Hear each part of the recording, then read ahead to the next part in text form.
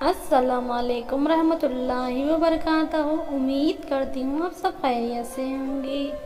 آج کا پیارا واقعہ ہے یہ صحابہ رضی اللہ تعالیٰ عنہ کی تہجد کا واقعہ۔ چلتے ہیں واقعے کی طرف۔ ایک صحابی رضی اللہ تعالیٰ عنہ اپنے گھر میں تہجد کی نماز قرآن پاک پڑھ رہے تھے۔ ذرا اونچی آواز سے قرآن پڑھنے کو جی چاہ رہا تھا، لیکن گھر کا صحن چھوٹا تھا اور گھوڑا بھی وہیں بندھا ہوا تھا، اور ساتھ ایک چارپائی پر بچہ سویا ہوا تھا۔ جب اونچا پڑھے تو گھوڑا بدکنے لگتا۔ دل میں ڈر سا محسوس ہوا کہ کہیں گھوڑا بچے کو تکلیف نہ پہنچا دے، لات نہ مار دے۔ پھر آہستہ قرآن پڑھنے لگ جاتے۔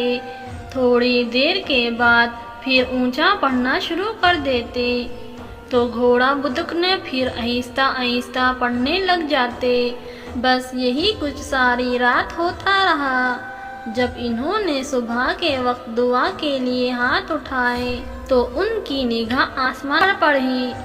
انہوں نے دیکھا کہ کچھ روشنیاں نہایت تیزی کے ساتھ ان کے سر سے دور آسمان کی طرف جا رہی ہے۔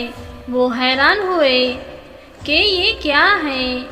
چنانچہ صبح نبی کریم صلی اللہ تعالیٰ علیہ وسلم کی خدمت میں حاضر ہوئے اور عرض کیا کہ اے اللہ کے نبی صلی اللہ تعالیٰ علیہ وسلم، رات کو میرے ساتھ یہ معاملہ ہوتا رہا۔ اونچا پڑھا تو ڈر محسوس ہوتا کہ بچے کو تکلیف نہ پہنچ جائے، اور آہستہ پڑھتا تو پھر جی چاہتا کہ اونچا پڑھوں۔ جب میں نے دعا کے لیے ہاتھ اٹھائے تو نگاہ آسمان کی طرف اٹھی۔ میں نے کچھ روشنیاں دور جاتے ہوئے دیکھی۔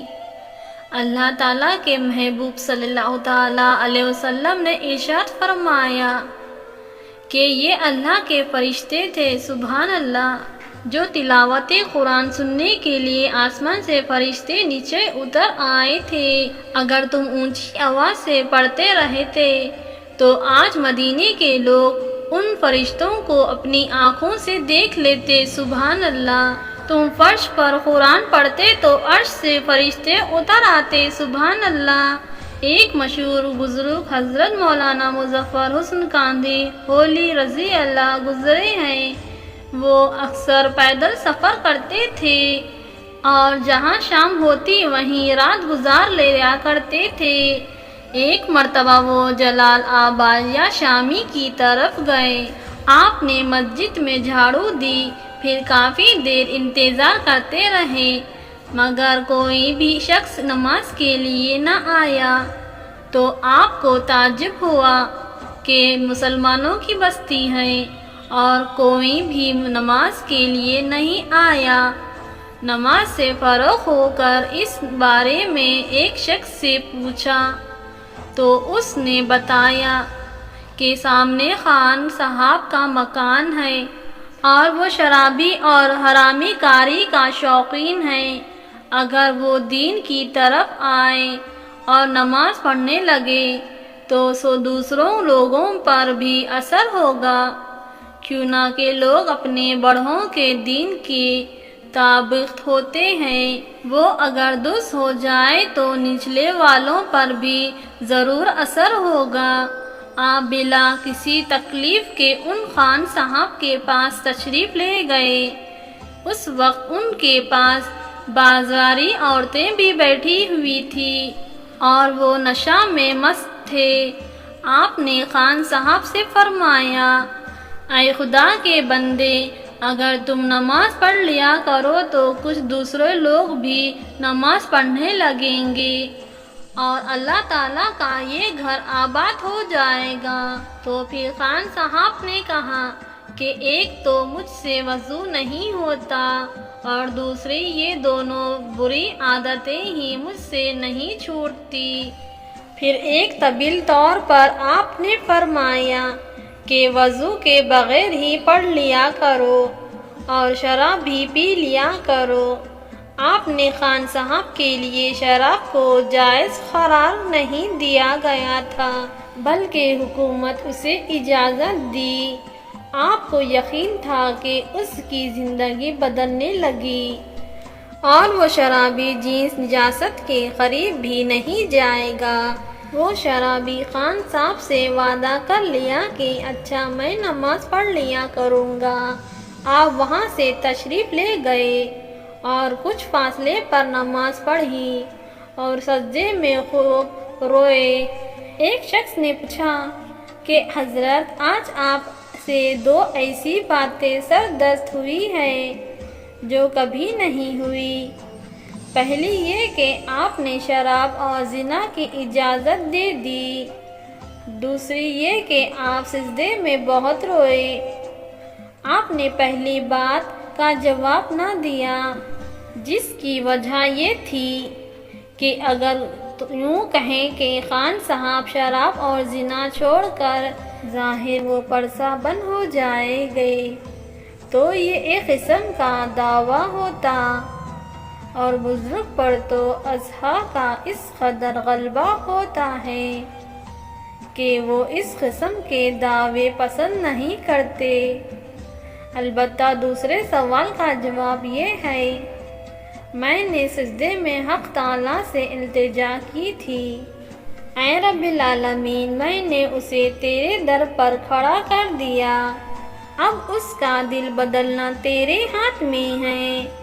ادھر خان صاحب کا حال یہ ہوا کہ جب وہ عورتیں ان کے پاس سے چلی گئی تو نماز ظہر کا وقت ہو گیا۔ انہیں اپنا وعدہ یاد آ گیا کہ مجھے تو مسجد میں جانا ہے، اور اگر چنانچہ مولانا سے تو ناپاکی کی حالت میں مسجد میں جانے کی اجازت مانگ رکھی تھی، مگر دل نے ملامت کی ہو گئی کہ آج پہلی بار خدا کے گھر میں جا رہا ہوں، آج بھی ناپاک ہی جاؤں گا۔ دل میں خوف خدا کا یاد آ گیا، آج تو پاک ہو کر جاؤں گا۔ چنانچہ غسل کیا، پاک کپڑے پہنے اور نماز پڑھی۔ نماز کے بعد باغ کی طرف چلے گئے۔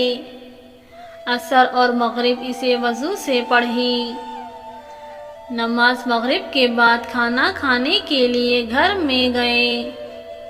اچانک بیوی پر جو نظر پڑی تو فریفتہ ہو گئے۔ ان کی شادی کو 7 سال ہو گئے تھے، آج تک نہ کبھی بیوی کے پاس گئے تھے اور نہ اس کی صورت دیکھی تھی۔ یہ بھی عجیب بات ہے کہ بعض لوگوں کو حرام کا چسکا لگ جاتا ہے اور انہیں حلال میں مزہ نہیں آتا، اور جسے حلال کا چسکا لگ جائے تو وہ کبھی حرام کی طرف نظر اٹھا کر بھی نہیں دیکھ سکتا۔ ہر انسان کا صبر اسے برائی پر ملامت کرتا ہے، مگر انسان اسے تھپ تھپا کر سلا دیتا ہے۔ کبھی کبھار کسی ٹھوکر سے، کسی واقعے سے، کسی دل میں اتر جانے والے جملے سے سویا ہوا ضمیر بیدار ہو جاتا ہے، اور جب ضمیر بیدار ہو جائے، ایمانی حسن جاگ اٹھے، انسانیت انگڑائیاں لینے کے لیے، تو انسان کی زندگی کا رخ بدل جاتا ہے۔ خان صاحب نے آج جب بیوی کو دیکھا تو دیکھتے ہی رہ گئے کہ گندے عورتوں کے پیچھے پڑا ہوا ہے۔ فوراً باہر آئے۔ ضمیر نے ملامت کی، تیرے گھر میں حور بیٹھی ہے اور تو کیسا بد نصیب ہے، اور ان عورتوں سے کہہ دیا کہ آئندہ میرے مکان پر نہ آنا۔ کہہ دیتا ہوں کہ ان خان صاحب کی 25 سال تک تہجد کی نماز قبض نہیں ہوئی۔ امید کرتی ہوں آج کا یہ ہمارا پیارا واقعہ آپ کو کیسا لگا، کامنٹ باکس میں ضرور بتائیے۔ ہمارے ویڈیو کو لائک، ہمارے چینل کو سبسکرائب کرنا مت بھولنا۔ اب مجھے اجازت دیجیے، اللہ حافظ۔